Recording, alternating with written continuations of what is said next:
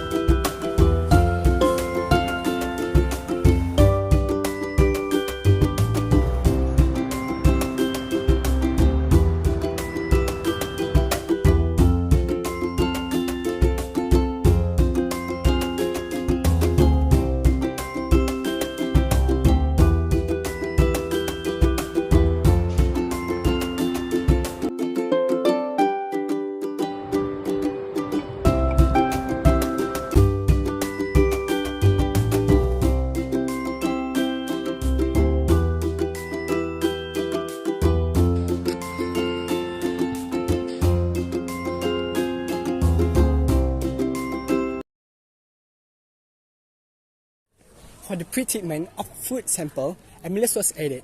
This is a crucial step as adding amylase will help to break down large chains of carbohydrate into more fermentable sugar. This will ensure that more ethanol is produced when the mixture is fermented. The mixture is heated at a constant temperature of 37 degrees Celsius, and this is the temperature more suitable for amylase to function. After that, the mixture is heated until boiling to remove any oxygen that is dissolved in the solution. This is done to ensure that we are able to create an anaerobic environment for the anaerobic respiration of yeast that will produce ethanol from the fermentable sugars. After the mixture is boiled, it is set to cool down, because if yeast is added during the mixture while the mixture is still hot, then the yeast will die and the fermentation process cannot occur. A layer of paraffin oil is then added to the mixture. This is done to prevent oxygen from the atmosphere to enter and dissolve in the solution. This also creates an aerobic environment for the anaerobic respiration of yeast to ensure that we obtain the most ethanol from the fermentation process. Through our experiments, we found that the energy content or heat combustion per gram of ethanol is relatively lower compared to other fossil fuels such as gasoline and diesel. This means that if ethanol were to be used as vehicle fuel and to power vehicles, then we will need a larger mass and volume for ethanol to work. So if you wanted to make a biofuel product, then one of the solutions that we can take is by using a percentage of ethanol and mixing it with conventional fossil fuels such as gasoline and diesel. This reduces our dependency on fossil fuels and reduces the impact that domestic food waste has on global warming. That's all from us. Thank you. Bye.